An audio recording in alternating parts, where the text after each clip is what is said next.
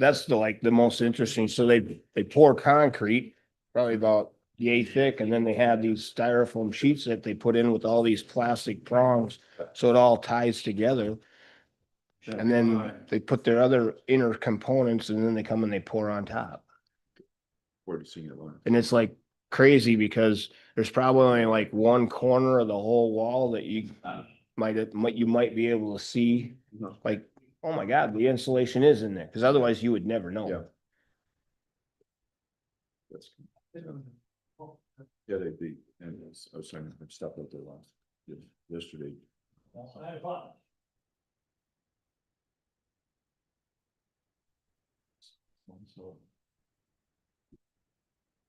All right, good morning, everybody. It is 9 a.m. We'll call the meeting of the Codington County Commission to order. Today is Tuesday, February 10th, 2026, and we'll begin with Pledge of Allegiance. And Commissioner Gable, we lead us. With allegiance to the flag of the United States of America and to the republic for which it stands, one nation, under God, indivisible, with liberty and justice for all.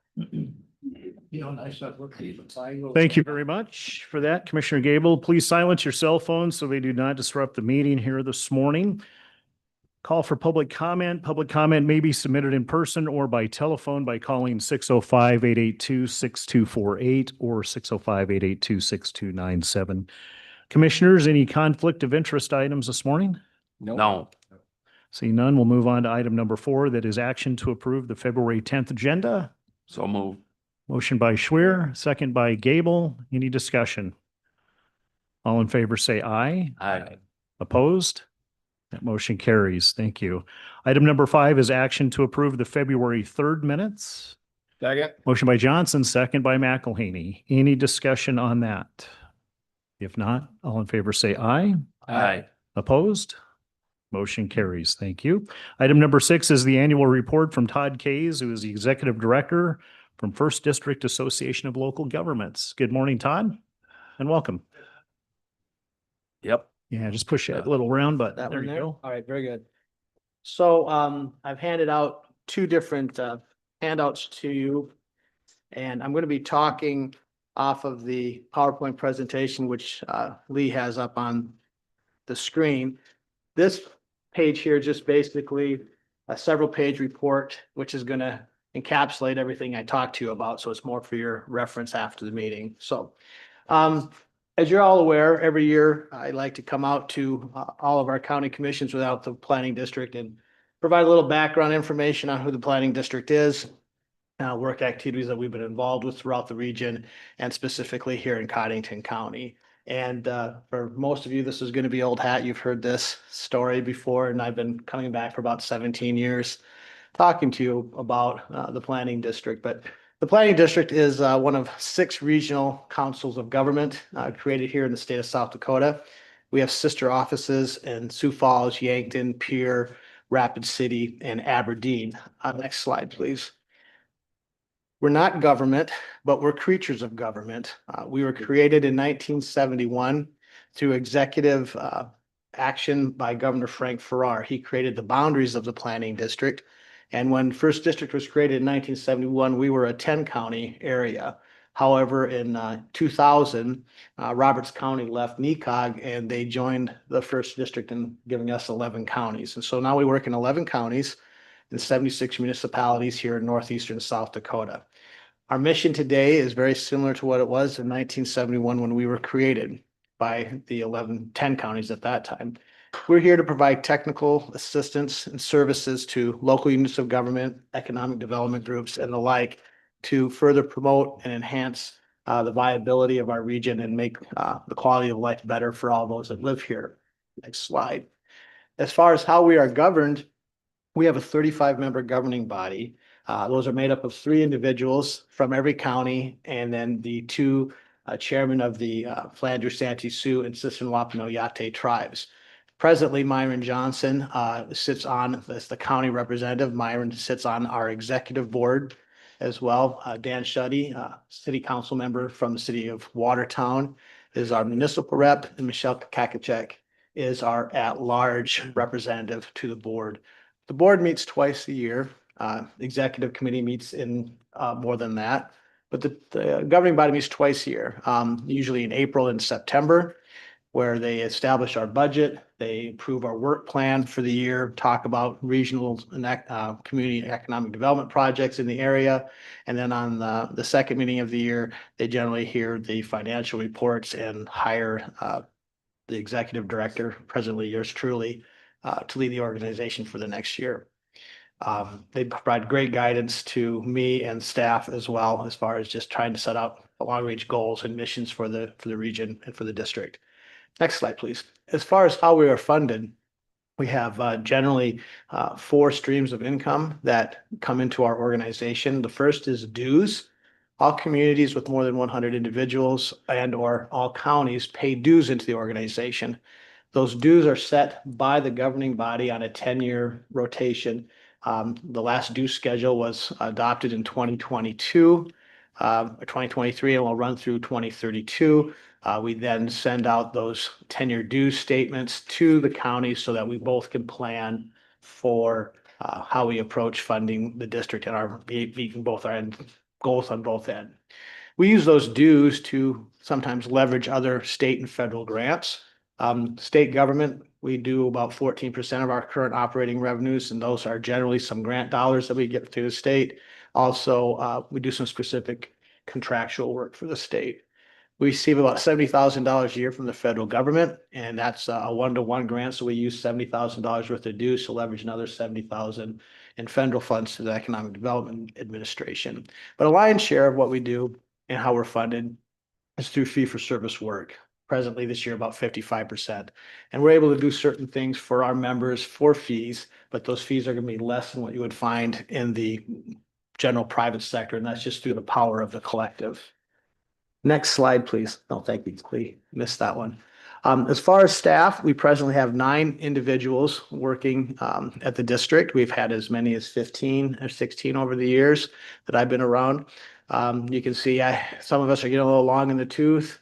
At the top, I'll be 33 years old here in May of this year. Didn't see that happening in 1993. But some of us are still there, be there for a few more years before we start to sunset. But we have a good core team. We have some youth that are going to be leading the district in the future. We even have a new hire that's been with us just a little over a week, Carla Hoyer. Next slide, please. What staff works on primarily in a lot of different areas, but we're very well known for putting together funding applications for grants and loans for various community and economic development projects. If those projects get funded, we then help with the project administration. All the application packaging is something that we do at no charge. We use our dues dollars to provide that service to our membership.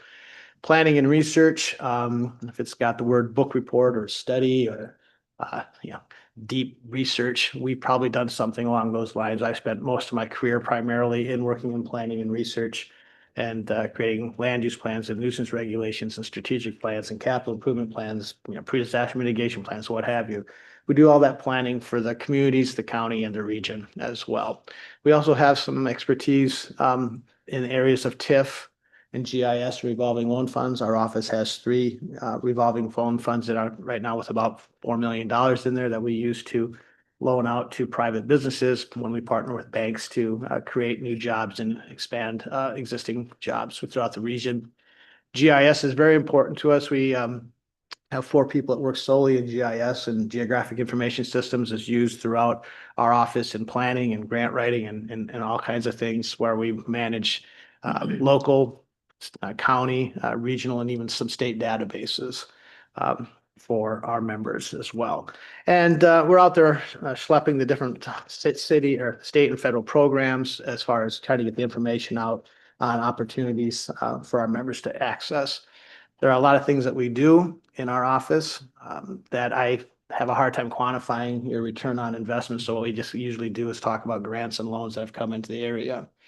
Last year alone, our office was able to help facilitate about $27 million in federal and state grants into our 11 county region. That's about a return of about $63 for every dollar's worth of dues that was generated. Since I've been the director at the office, we've had about 324 million that's come into the region for about a $70 return on investments based upon dues paid. In Codington County, next slide, please. This year alone, there was about $7 million of grants and loans. Of those $7 million, about 6.5 was just in grants. That turns about $104.57 return for every dollar's worth of dues paid by the county and the municipalities within the district. That average, since I've been the director over these years, has been a little over $46. We've had about $41 million worth of grants that we've been able to come into, like into the county, into the cities. We don't have the dollars. We know the doors to knock on, and we are that conduit that acts between those state and federal funders and our members and trying to improve their quality of life, improve their opportunities. Really, it's just we're fortunate that we have communities in Codington County and the county itself where we're constantly reinvesting into that necessary infrastructure that we need to promote economic development and community development. I'm just going to talk off of the last page or so of this report. I don't have that for the presentation, but this reviews some of the work activities we've been doing in Codington County in 2025. As you may be aware, we handle the 911 database management, not only for Codington County, but for all the counties that the Watertown Police Department dispatches out of. We maintain a state road center data line base, which is what allows us to do the 911 web hosting. We take care of all of the county's parcel data sets and we web host that information.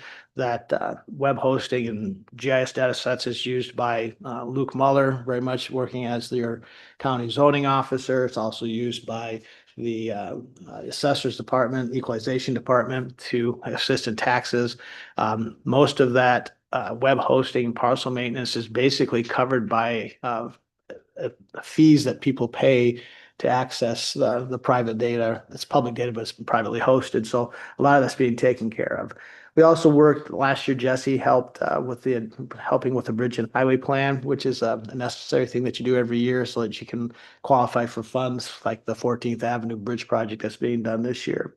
Also last year, we assisted the county in working with emergency management to get a grant for a commodity flow study. We did a commodity flow, so where we sat at the intersections of 10 different intersections across the county, counted trucks and cars and what was being hauled in and out of the county, and then provided that information to emergency management so that they can use that in their emergency response planning. Henry and South Shore has had some projects that we've been working with them, some water and sewer development projects in the city of Watertown. We act as a conduit between the city and the county on various land development issues. Again, there's several different water and sewer projects that are going on. We're working with the city. We helped write the $2.5 million EDA grant that the county is also now being a part of as a partner in that Calvin Park development. We also assisted in the LIP grant that was approved this year. So that $3 million coming into the city of Watertown for that industrial park expansion project. We're also always out providing general technical assistance for zoning in all of the communities here in the county, and just being there to answer any question that might come up. We've always appreciated our special relationship that we have here in Watertown. It is home to us, and so we're always constantly working here in the county, making sure that things work good. It seems it's really kind of interesting. We were just talking the other day, it's been 22 years that we've been acting as the zoning officer for the county. And we think that's been a very good working relationship over the years. And Luke has been doing that. And, we're talking as I get ready to transition out that there will be some opportunities to still continue those relationships. It might just be different people doing some of that work as we move forward. But I'd be here to answer any questions that you might have about the district or some of the things that we've been doing, or maybe some things that you might think you might be needing some assistance in the next year with. Questions, commissioners? Just say that we appreciate the work that you do on the GIS stuff for 911, and That's what helps keep it accurate. And so we really appreciate that. And we've been updating, this last year, we got everything converted, I think, to next gen standards for all the counties that are being dispatched out of the Watertown PD at this point. It's my understanding. Yeah. Yeah, that's It's great. also just on GIS, it's all really a handy thing on for the zoning, and just to want to understand how things are platted. Yeah. In the county, it's right online. Not net. I should maybe bring up, and maybe Luke hasn't talked to you about this yet, but what we are going to be trying to look at transitioning to over this course of the year is more of an online permitting process for Codington County building permits. We've been using that. We also are the zoning administrators in Hamlin County. And we work there a couple days a week, but we don't work there. Everything's online, and we created an online permitting platform in Hamlin County that seems to be, I think we got the bugs worked out of it. And now I think we're looking at wanting to do that same thing here in Codington County. It might take us a year to transition to walk away from paper applications, but it's no different than going onto Amazon and buying a power drill. It works out really smoothly. And the cool thing about this online permitting, it's all done in a GIS based environment. Okay. And so you come in, you click the point where it's at, and now it also has everything that's associated gets held in the cloud. Yeah. So it's just a much better way of tracking and maintaining information on that. And the other cool thing about it is Luke can then also provide information back to the commissioners or to the Board of Adjustment showing, people say, hey, I applied for something, you haven't gotten back to me. Well, we can show, well, yes, it was applied for on this date, but we're waiting on this information. So yes, I'm sure it's not moving as fast as you want it to be, but sometimes we're waiting on information before we can act on things. So it's something I think Luke will probably be talking to you about this year, but it's something that I think it would be in the best interest of Codington County to move forward. And that's just something it's not an add-on cost. It's just something that would make our jobs a lot easier as well.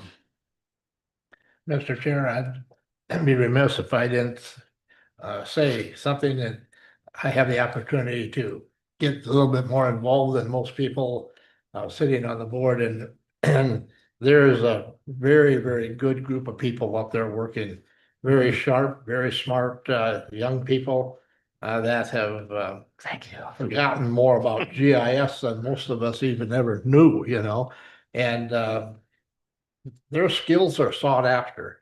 And from my observation, that's a well-run operation. Yeah. Very, very useful. And I think the real neat thing about this is it's 11 counties. It's not just right here, it's a big area. The only other thing I really wanted to bring up this morning is that we are probably going to be needing some assistance from you. And if South Dakota County Commissioners Association reaches out to you over the course of the next week or so, there are some bills that are going to be dropped, that have been dropped, that are getting ready for committee hearings. You might be aware of a few of them. The one that is tomorrow deals with what we're doing right now, that if you have a county commissioner meeting or a planning commission meeting before 6 o'clock in the day, you have to record those meetings. Not a big issue for you right now, but we do have 5 or 6 meetings throughout the year where the planning commission meets in the afternoon, right? So we're gonna have to figure out how that's gonna work if that gets passed. We have nothing against the transparency, but the bill has got some problems with it because it doesn't talk about how long you have to keep that information, and so there's some practical things there. There's a bill tomorrow that is House Bill 1198 that'll be for a committee, and we are working out ways to with the County Commissioner Association to address that bill. That bill in itself basically says that if you are Codington County and somebody wanted to build a 20 megawatt high energy user, we'll just say that's basically a data center or cyber mine, crypto mine. Not only does Codington County has to issue a conditional use permit, but let's say it's adjacent to Grant County. The Grant County Commissioners, if it's within a mile of Grant County, you would have to also. That is problematic. It conflicts with other sections of state law. It makes disenfranchises people in Codington County because they don't get to vote for the people in Grant County and the like. So there's some problems with that bill, and that's going to be vetted tomorrow. There's also a couple bills that have actually made it through Senate consent calendar, SB 91 and 92.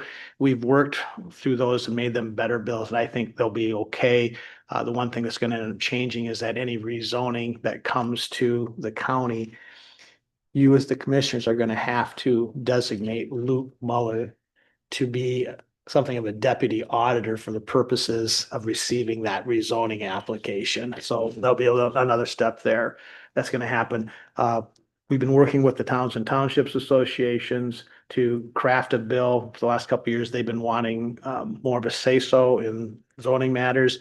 I think we have a pretty good compromise bill that will that's being amended in the committee coming up, that's going to require counties to provide notice to townships on conditional use permits. 10 days, just like we give everybody else. And we do that right now in several of our, and we take care of it, but a lot of counties don't do that.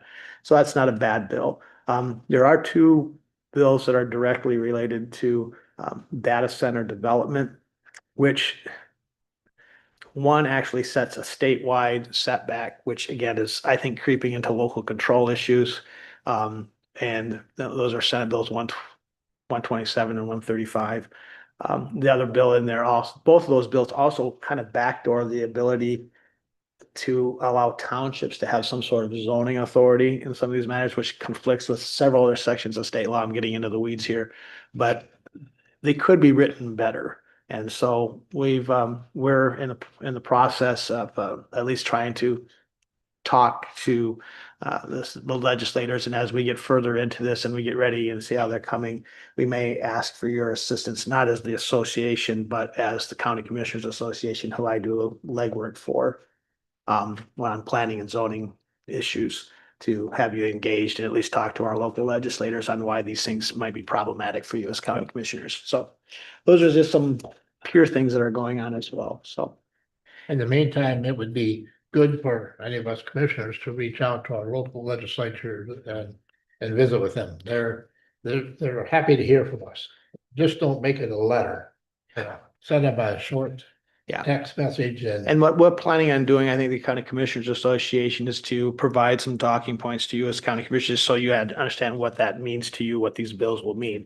And some counties, they might be fine with it, some might not, but it muddies the water, some of these things, just the practical application of process, which, and I've been a local control advocate for years. And so I hate it when the state decides that they think that they know what's best or how tall we should cut our grass in Codington County.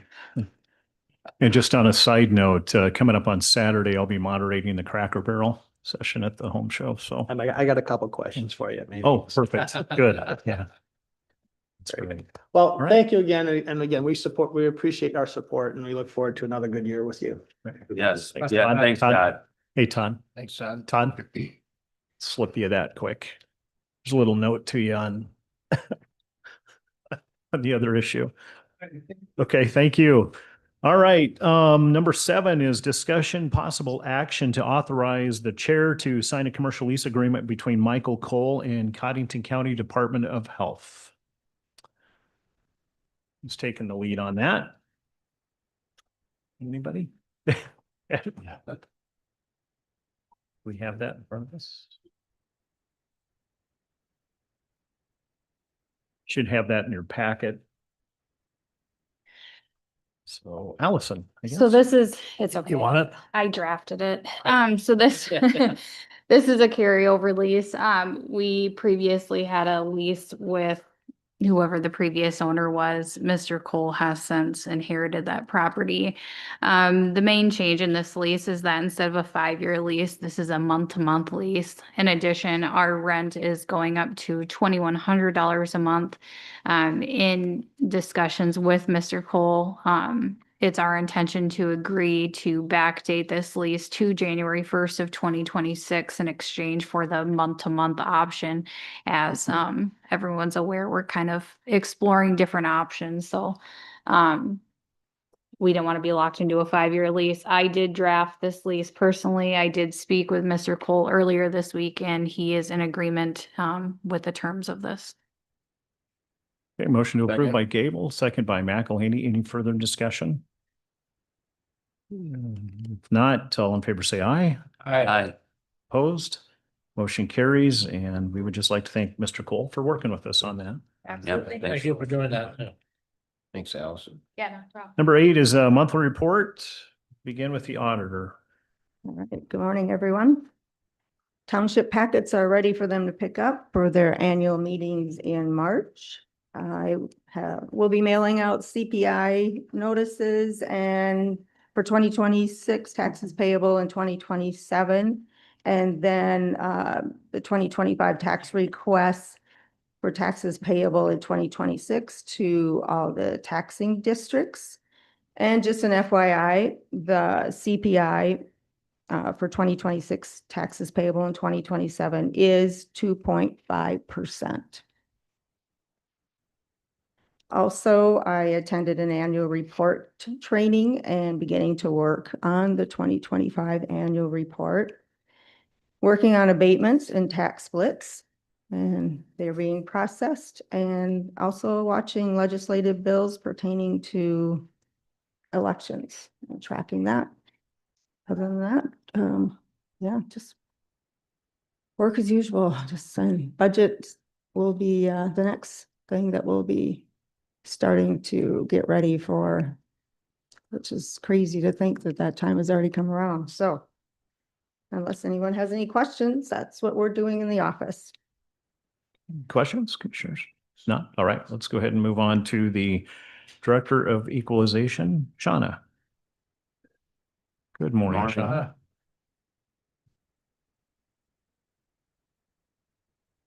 Well, tax bills are out. Mhm. So we are fielding questions, doing tax splits, abatements for tax exempt properties, things like that. And then we're also currently working on, we have our new 2026 values in the system. We're writing on our cards, and hopefully we can start printing our notices at the end of the week.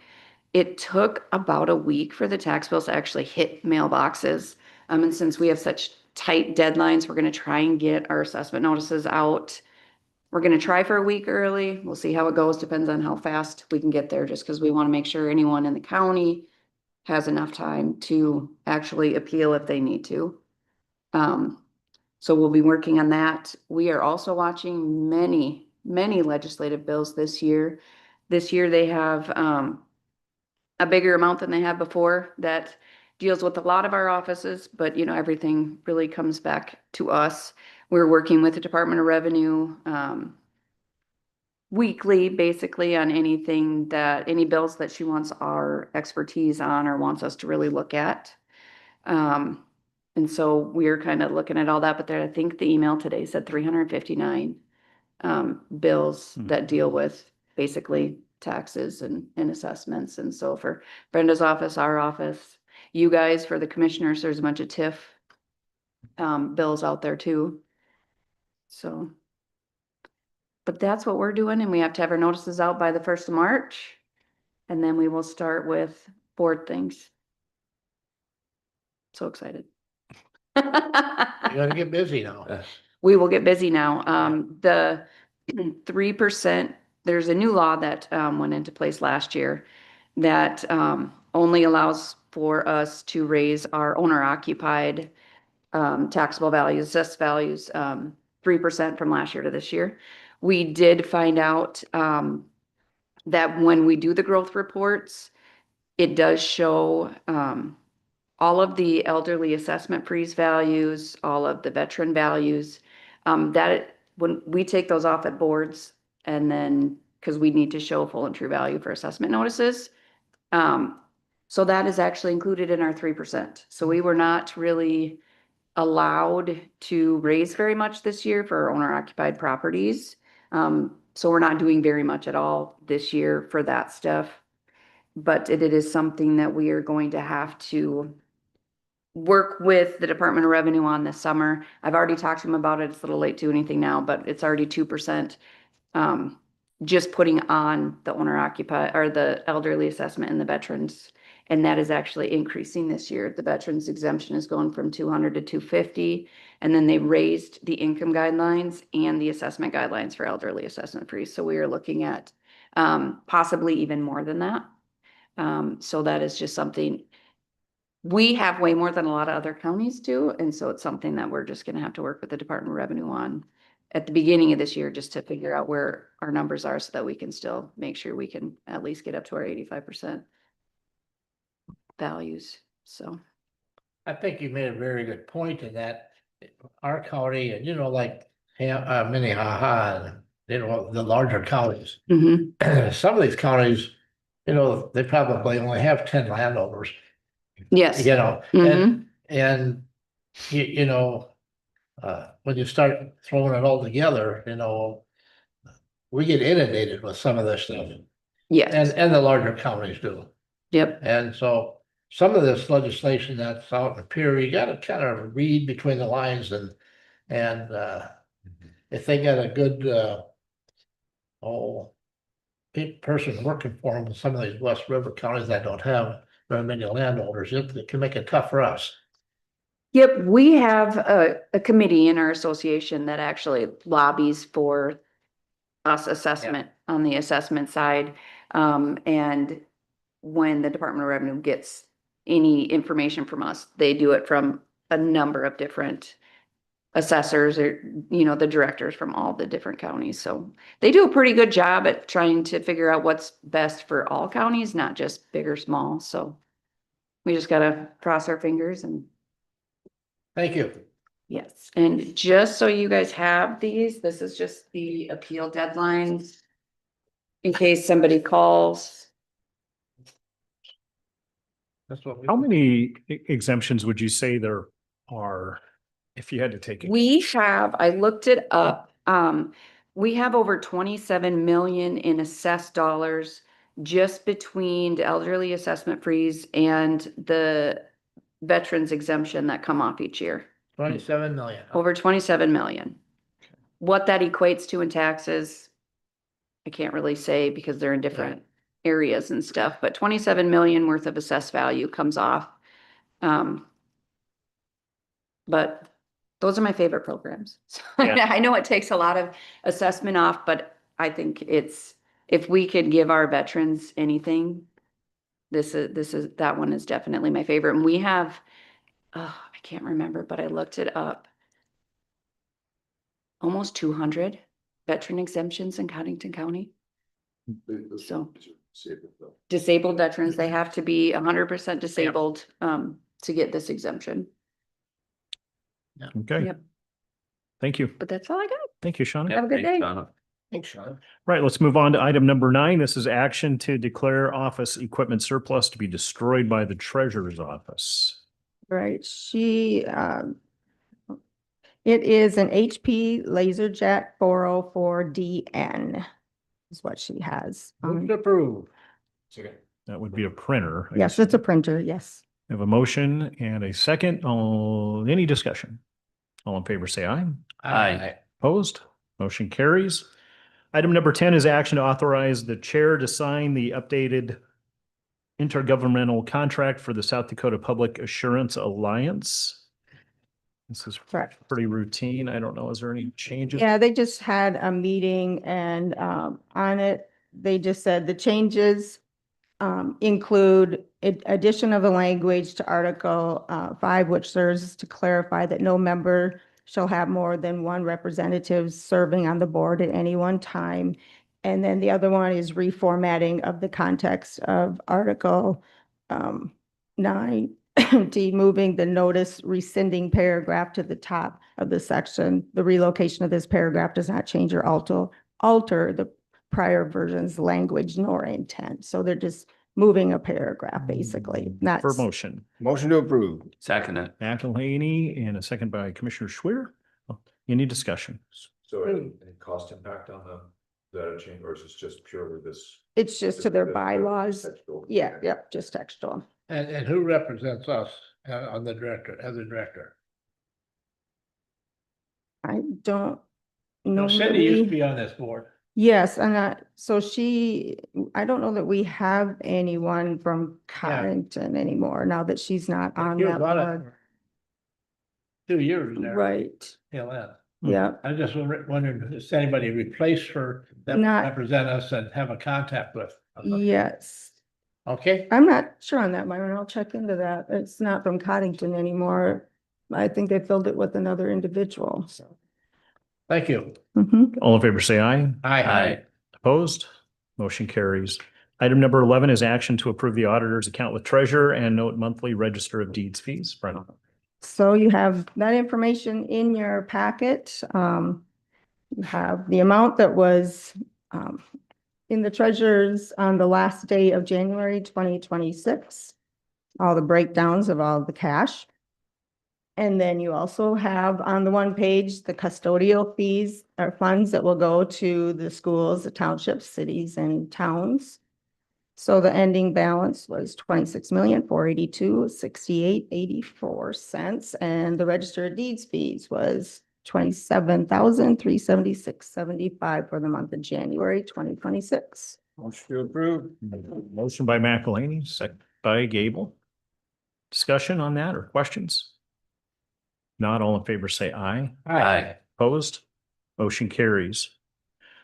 Item number 12 is action to move the February 24th commission meeting to Wednesday, November 25th. Oh, February, I'm sorry, I put November, but it should be February. February. Yeah. I don't know why I put November. I just read No, it.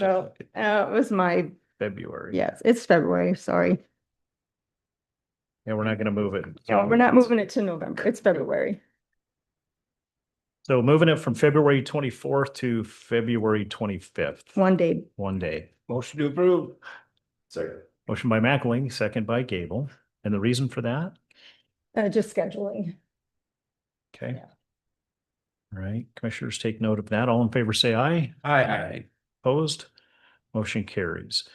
Number 13 is note opening of annual bids for highway supplies and weed chemicals will be on Friday, February 27th at 10:30 a.m. right here in the commission chambers. Once again, note the opening of annual bids for highway supplies and weed chemicals will be on Friday, February 27th, 10:30 right here in the commission chambers. And the reason that that's different is simply because it gives them time to review the bids before they come and open them up here, which will expedite that. Yeah, And we probably will have a better opportunity to take time and review them. So Mhm. probably a closer scrutiny of the bids. So, but people check, that means people can show up and watch the open. Yep. Oh, okay. Yeah, that will not be streamed, so that'll be in person here if you want to watch the opening. Again, February 27th at 10:30. Item number 14 is President's Day office closures coming up on Monday. Yep, Monday, February 16th, Okay. all county offices and courthouse. Item number 16 is action to approve the claims for payment. Oh, we have 15 and we do have abatements. Oh, abatements. Yeah, sorry about that. Skipped right over that one. And a bunch of them. Yes, we have several. I said we've been processing them. So the first one is record number 11285. The amount to be abated is $811.51. Can we take these all together? Yeah. Okay.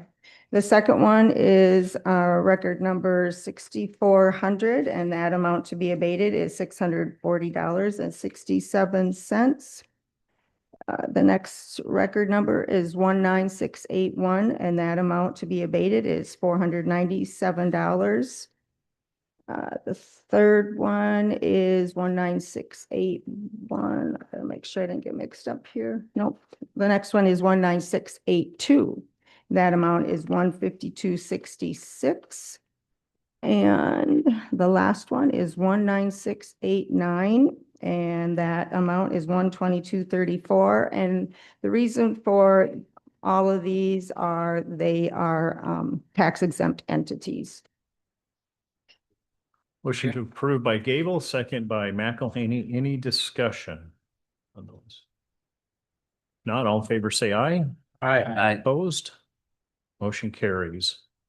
All right, now we can move on to item number 16, claims for payment. Right. So you have your large packet. We have several. I did need to add a few to that list. I don't know if you had any that jumped out at you from the first list that was mailed out. If you had any questions on any of that. Otherwise, there was a few that came in after the fact, 2 trees for $100. We had the US Geological, that is for the flood monitoring system. And that amount was 11,645. And, the current newspaper in the amount of 598.64. And then McLeod's for the township books in the amount of 718.20. And then there was a mix-up from last spring. They missed Myron's hotel room and they just sent that bill for the clubhouse in the amount of $200.41. So those claims all came to $13,262.25. So as you've seen on the last page, the first amount was $1,502,634.93. The state pass-through was $711,146.88, which then left the county amount at $791,488.05, plus the $13,262.25 that I just read off to you, leaves the county amount at $804,750.30. I thought we had a rule that said that if it passed more than 30 or 60 days, that you had to pay it yourself. Correct. No, Yeah. Okay, so it's not your fault. Yeah, I do. it's, I do have a question though. yeah. As I went through this, it just kind of jumped out at me. Mhm, Reliabank Visa. mhm. We have so many charges on that. Is there? Do we need to do some control on that or, I mean, I trust the department heads, they're supervising those, I'm sure, but Mhm. wow, there must be 20 and 30 of them in here. So yes, each department has a Reliabank Visa, so I guess I'm not sure which, yeah, so. I wonder if they can't set up some kind of an account with these businesses that if they use a Visa at a particular area a lot. So instead of every time they go in, they use it, that they can have an account and maybe, so it'd be easier to Mhm. monitor or watch. I don't know. Have you ever noticed that? I mean, there's a lot of it. Yeah, and it may be it might not be out the same, vendor, it might be different ones. I just, when I read that, I looked at that, I just hope every Tom, Dick and Harry isn't carrying around a Visa card for the county, And they have to, yes, they have to turn in their receipts for all of Yeah. those, so have to be accountable for all their charges, yes, I understand what you're saying. See what you're It saying, would be there's- the same vendor, that it would just be one charge. Still fees for using the credit card is what you're saying. So Yeah. if you need something at Menards and we have a county charge account there, Yeah, then you just go get it. Yeah, I can make comments, but a lot of times it's thanks for Amazon, so thanks for. Sure. There. Mhm. yeah. Purpose Yeah. of that one. Either went through Amazon. Yeah. Yeah. Okay. So it's, they're budget items, but it just needs to be able to see Yeah. what it is from time to time. I just- It works. transparency. Right, Yeah. and I make purchases for the nurse's office because they don't have a Visa card, so then they go through mine and I make purchases for them and other offices, the community service office. I get it has their own, but anyways, Thank you for that explanation. It's Yeah. just something that jumped out at me. that's fine. All right. To approve. We have a motion and a second. Any discussion? All in favor, say aye. Aye. Opposed? Motion carries. We have one jail bill and that's for municipal utilities in the amount of $542.88. Second by Gable, second by McElhaney. Discussion on that? If not, all in favor, say aye. Aye. Opposed? Motion carries. And then the 911 surcharge that will go to the city of Watertown in the amount of $39,660.81. And that is surcharges for the month of December. It's on record. I will be recusing myself from. Move to approve. Motion by Johnson. Second. Second by Schwer. Any further discussion? Not all in favor, say aye. Aye. Opposed? Motion carries. Budget supplements, number 17. None today. Number 18 is personnel changes. Personnel changes. Travel request. We have one, and that would be staff from Director of Equalization Office to attend a meeting. That is Motion a to approve. budgeted item. Yes. Motion by McElhaney. Second. Second it. Second by Schwer. Any further discussion? Not all in favor, say aye. Aye. Opposed? Motion carries. Public notices, possible quorum of commissioners could be in attendance at the Watertown Winter Farm Show coming up February 11th through the 14th. Near the Cracker Barrel this Saturday. It's part Cracker of that. Barrel, They yeah. do Moderating. Yes, Saturday morning at 8 a.m. in the livestock ring, I think, is where it's gonna be. So I'd like to see you there and bring your questions. Yep. Got a lot of bills out there and a lot of issues to talk about. So and it'll only last for 1 hour, I believe. So Yeah, it's Trying- gonna cut off. try and get through everything. All right, number 21, old business. Do you have any old business? Mr. Chair, just a jail update, last week we talked about the visit to the pre-CAD plant, so Matt Mahoney did that for us, and, we may have another visit coming up for some particular set of panels that are a little bit more different looking, so there were some, just to make sure those go well. But the good, so what's going on, construction wise right now is, pretty much all the backfill of all the foundations and the stub walls, that's pretty much in place.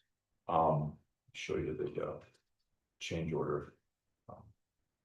Set up right now, so you guys can see that,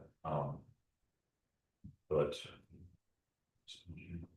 Yeah, so that's, you can see how the most recent change order is to deal with some groundwater seepage that was all along the foundation, so that's basically a matter of adding a lot of rock. So as they do this, those backfills, that's how I understand it. So, see, but the top number, it's maybe a little hard to see it there, but the top number is, I can send copies of this. This is just a spreadsheet I keep as I sign these things. So the top number, that 1.4 million, that's how much they budgeted within the project budget for this kind of stuff, the smaller change orders and contingencies, and then the bottom is what we have left. So you can see, still have over 1.4 million left in that. So that's all within that project, the total project cost. So it allows us flexibility to make those changes as you go on. So that's, I think you had a question last week on what's going on. So that's basically where it is right now. And as far as going back to the precast, I think we'll probably see that should be delivered this week. Some at least starting to be delivered as they produce them and they're ready to put them up. And if the weather holds and everything goes smoothly, I'd see a couple of panels pop up and we'll start noticing things. They're installing the crane yesterday to so that's the crane that they use to erect those panels. Just so people know, there's a process of FAA approval to get the height of the crane being so close to the airport. So that's all taken care of. What's going on with that. So anyway, so thank you. It'd be nice to see some walls because a lot of people, all I've seen so far is dirt. Yeah, that's good. And I said, just hang in there, pretty soon the wall will come up and then they'll get excited. Yeah. So, but the dirt looks good too. So The dirt's good. the right dirt's pretty important. So. Yeah. You're taking a big project like that from basically a field with no utility connections or anything and making it a jail. It's good. All right. Thanks. Anything else, commissioners? Anything for the open public comments? No public comments, commissioner comments, anything? Chair, I would reiterate what has said already this morning is that, be sure and do all of you get that capital report? Yeah. And Commissioner Association, that's what. they do really a good job of going through each one of these items, and then they always have, support or oppose and so on, and they do give a good brief summary of what the bill is. And there's a lot of bills that affect the county government in the hopper out there. And like I said before, contact the senators and representatives, and again, like I said before, when I contact them, I say who it is, what my reason is, and why I'm proposing that they vote in my favor, or what and why, and that's it. And they answer, if they make it short and brief, they answer it, and they appreciate getting the information from back home. So just keep good. Now, the one that the one that's, there was one this week, I think, on Wednesday or last week, this past week on, the conference, through the association. And I didn't get to listen to that, and, that one you have to sit down and listen to it, where these other ones, you could just at your leisure, open them up and go through it. Well, that's you're talking about the Zoom session Yeah. where they just, Yeah. those Yep. are quick, they give a quick, it's like Yep. only 15 minutes. Yeah, But you can ask questions by text. yeah, But, but you gotta be somewhere where you can do that. And where the others, yeah. Yeah, don't be afraid to reach out to them, especially the local legislative body. Do we have a need to go into executive session? Personnel, all right, so that would be 125-2 subsection. And then, A motion by Johnson, second by Gable, I think, right? Or, Either one. okay, Gable or McElhaney. All in favor, say aye. I. Opposed? Motion carries. We do not anticipate